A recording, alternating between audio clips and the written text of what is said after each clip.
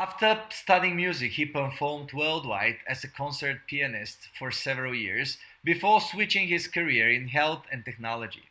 So today, he acts as CEO of iHealth, a platform which takes all the signals of the body and translates into a meaningful format using smartphones and tablets. Please welcome Uwe Diegel.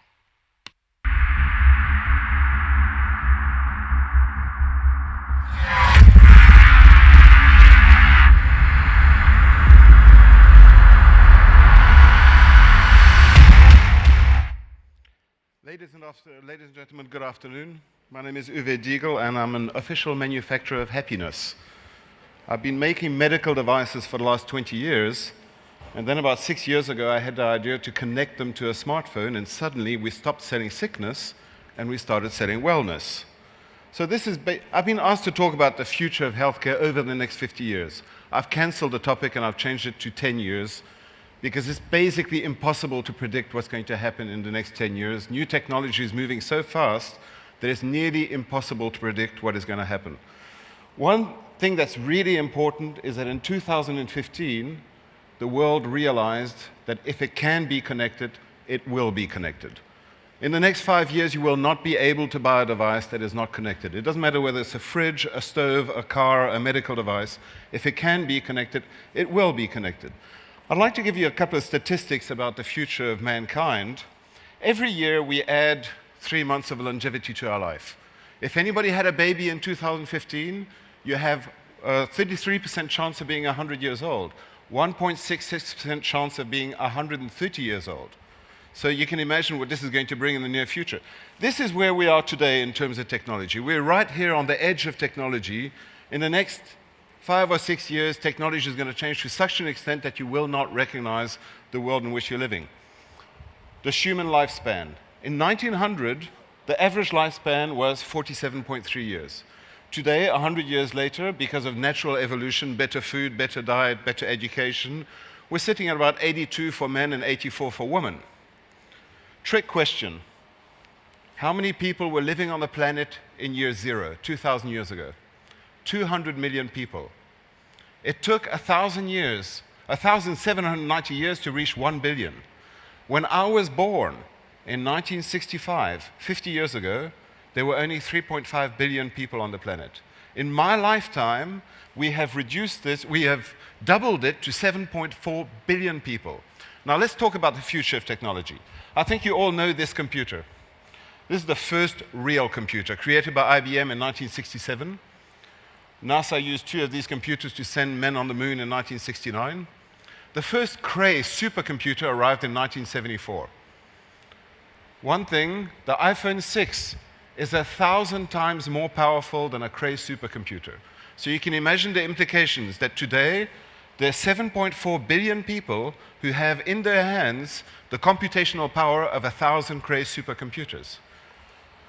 7 new elements are arriving that are going to change the world as we know it. We talk about DNA, nanotechnology, big data, robotics, stem cell therapy, artificial intelligence, and 3D printing of body parts. Basically, in the very near future, it will be impossible to die of a natural death. Let's look at why. DNA. DNA is the instruction book for writing life. Now we've deciphered the alphabet of DNA. We have. Now the next step is to start writing new volumes with this alphabet to actually start eliminating diseases before they happen. This is the first picture ever taken of a measurement of blood pressure. It's beautiful, it's sexy. In the hospital of La Pitié-Salpêtrière in Paris, they're taking the blood pressure. You have Henri Vaquez, and at his bed you have Charles Laubry, 1907. You notice that there's 14 doctors just to measure blood pressure. You also notice that there's not a single woman there. Within the next 5 years, it's already arriving now. This is a human artery. Can you imagine that in 5 or 6 years, we will have nanorobots that we will inject into your arteries that will feed off the plaque and the cholesterol? This is a near reality.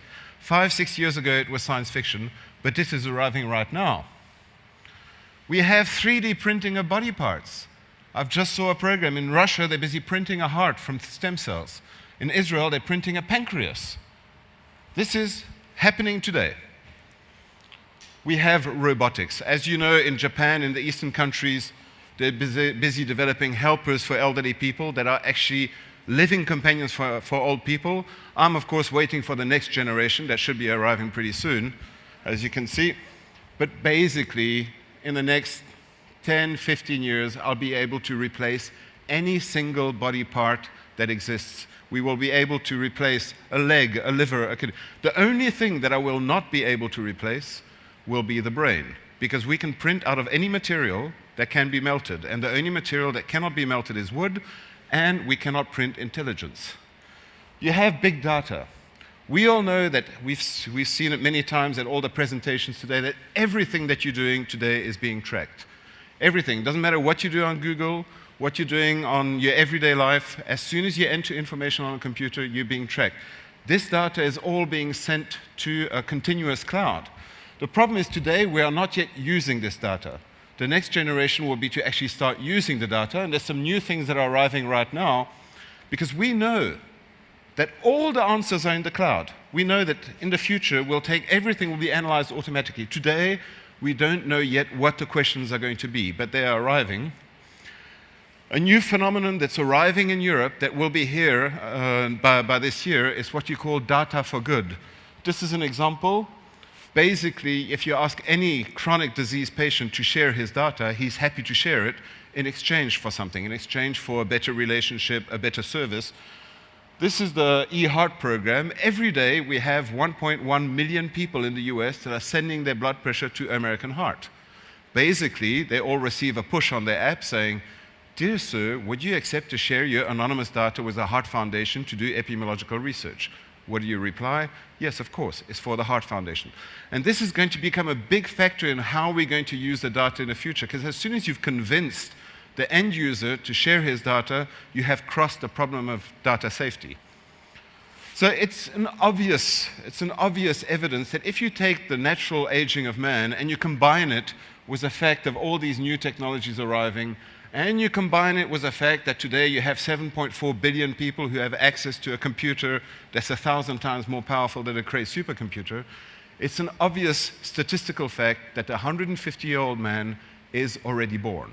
We will know that within the next 4 or 5 years, people... All right, can I ask you a stupid question, sir? Do you want to guess how many centenarians there are on the planet today? How many people live on the planet who are over 100 years old? 450,000. Nearly 500,000 people are 100 years old. That sounds like a lot.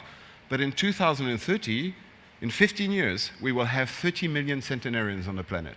And this is what the future of healthcare is going to be. It's not going to be about managing diseases. It's going to be about managing patients. Because today, people don't want to live to be 100. They want to live to be 100. Capital L, underlined. They want to have a good life until they are 100 years old. So it's hugely important that when we develop new technologies, that we actually look at what the end user is looking for. I mean, look at what is happening in the world. We need to listen to what other people are doing. We need to actually try to understand, put ourselves in the feet of the patient, and mostly we need to be the patient. You need to think like a patient, because there's only one thing that a patient is looking for. Only one thing. It doesn't matter. If you have a chronic disease, you are defined by your lifestyle. So the only thing that the chronic patient is looking for is a relationship. Whether it's a relationship with himself, with the healthcare system, with his insurance, with his government, this is going to be the future of healthcare, of offering services more than offering products. Today, we have a rendezvous with history. In the next 4 or 5 years, we need to actually sort out what we're going to do with the data. Today, we haven't started using it, and I hope that you will help me to do this. And I thank you very much, and I hope you have a wonderful afternoon.